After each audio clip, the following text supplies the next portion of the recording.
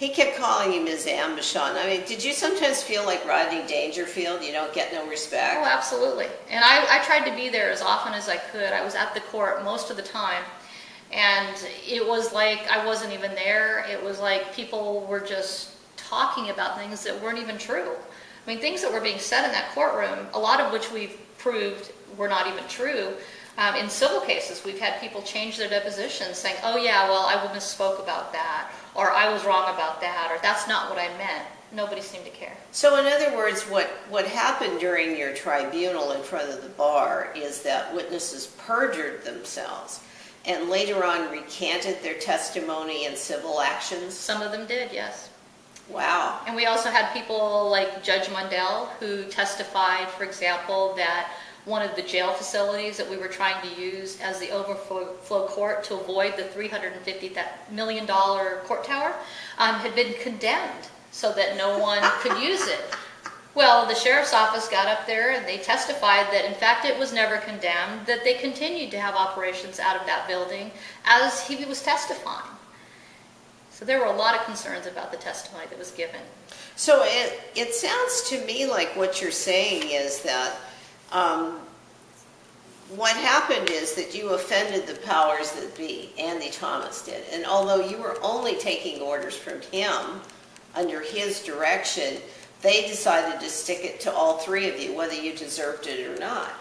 And it was a done deal from the start. It was a railroad. It was a railroad. And if you speak with most attorneys that know anything about this case in the state, they all know it too. Everybody says it just had to be done. It was what they were going to do. They had to throw us under the bus and make sure that they sent a message. In fact, when I had a settlement conference prior to the bar matter, the attorney who was one of the oldest partners in that law firm told me, it's already been decided. You don't have a choice. They are going to disbar you. Take a 2-year suspension and move on. I refused to do that because I didn't do anything wrong. But when I'm told by someone who's assigned to do a settlement conference that a decision has already been made, that causes me great concern, and obviously it turned out to be true. So how long has it been since you've actually been disbarred?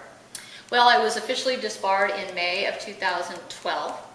I was allowed to practice with a few cases on a very limited basis for about 6 months after that.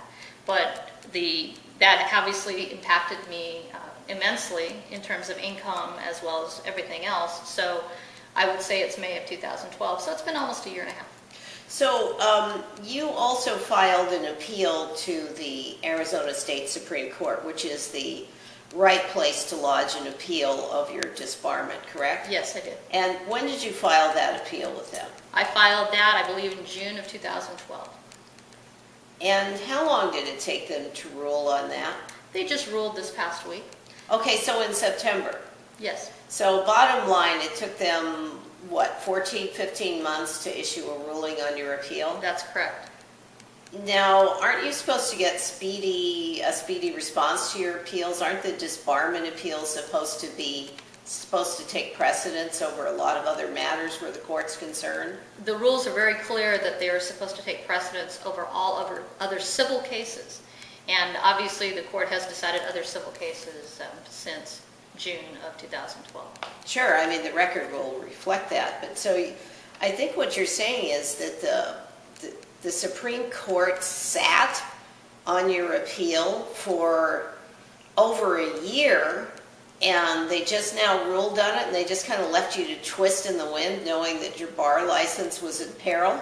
They did, and it wasn't just my bar license that was in peril. It was other people, my clients, that one of them had to do a trial on his own because last minute they wouldn't let me continue. Even though, according to the rules, I'm supposed to be allowed to keep my license until the appeal is done. But they found I was a danger to the community. Who said that? Judge O'Neill said it, and the Supreme Court refused to change that.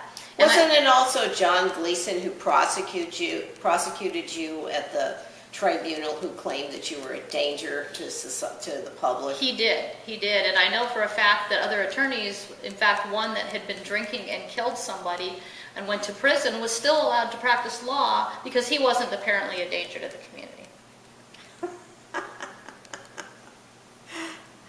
So It seems to me like the Supreme Court of Arizona violated a couple of their own rules. Number one, they did not rule in a speedy fashion on your appeal.